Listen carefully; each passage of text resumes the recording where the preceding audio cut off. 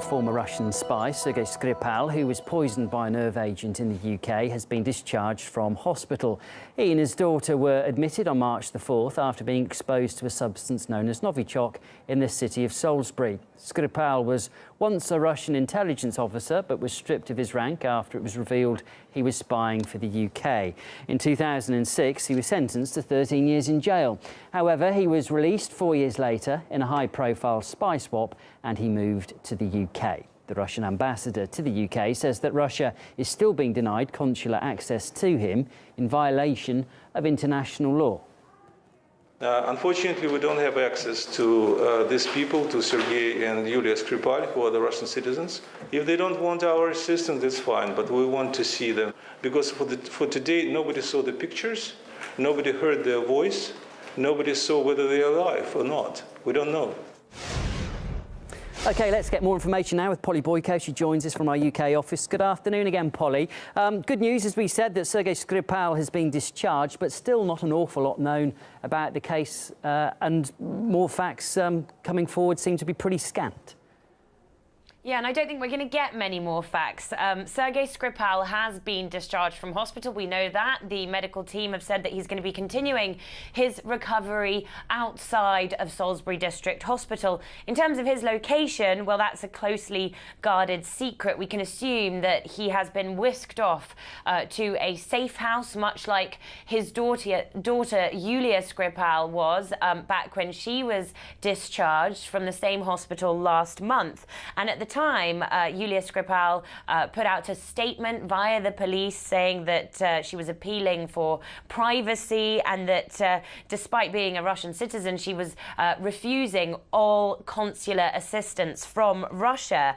She's been kept well away from the public eye and out of the glare of the media. And I think we can expect something very similar with Sergei Skripal to happen. In fact, I don't expect we're going to hear much more about him or his daughter from the British authorities, at least. And that in itself is very interesting, given the massive scandal that their poisoning sparked and the diplomatic fallout that we've had as a result between Russia and the UK. Take a look at how the poisoning of the former double agent and his daughter has unfolded over the past 2 months.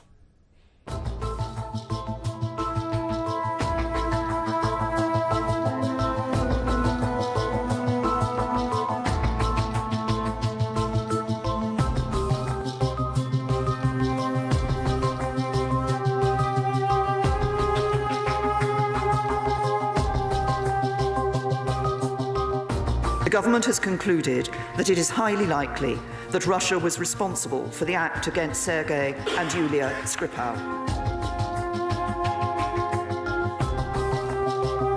There can be no suggestion of business as usual in relation to our interaction with Russia. Mr. Speaker, this action has happened against a backdrop of a well-established pattern of Russian state aggression. And that sort of rhetoric continues, and it's really been adopted sort of as the established narrative in regards to this case here in the UK. Just a few days ago, the head of MI5, Andrew Parker, said that Russia was guilty of the reckless poisoning of the Skripals. So politically, this is a case where Moscow has very much been singled out as sort of the unequivocal culprit, even though the head scientist at the government laboratory, Porton Down, where the sample of the nerve agent was identified as Novichok, the head scientist there has said that scientists can't ascertain the origin of the Novichok used to poison the Skripals. In regards to where the Novichok may have come from, well, the Russian ambassador has said in his press conference that he was giving a little bit earlier on that the UK government's continued assertion that it could have only been Russia behind this attack, well, that is becoming increasingly under question. Take a listen to what the Russian ambassador Alexander Yakovenko had to say. The thesis of Prime Minister Theresa May that Russia is the only country that was capable of doing things was wrong. The certain amount of Novichok was produced in Czech Republic. Small amounts of Novichok were produced and tested in the Czech Republic. We know when and we know where. It would be hypocritical to pretend that such a thing never happened.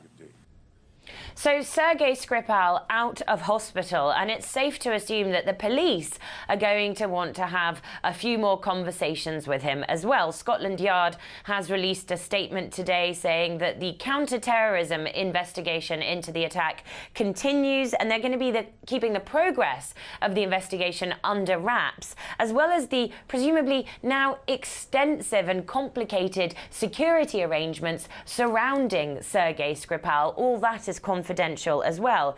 But I think the most important thing to keep in mind with this case is that despite the huge scandal that it's created, the political fallout that it's caused, the diplomatic expulsions and the war of words between London and Moscow, it appears that investigators are still none the wiser as to who the assassin was that smeared this toxic nerve agent on the door handle of the Skripal's house in Salisbury. Sure, OK. Thanks, Polly. That was RT's Polly Boyko reporting there from London.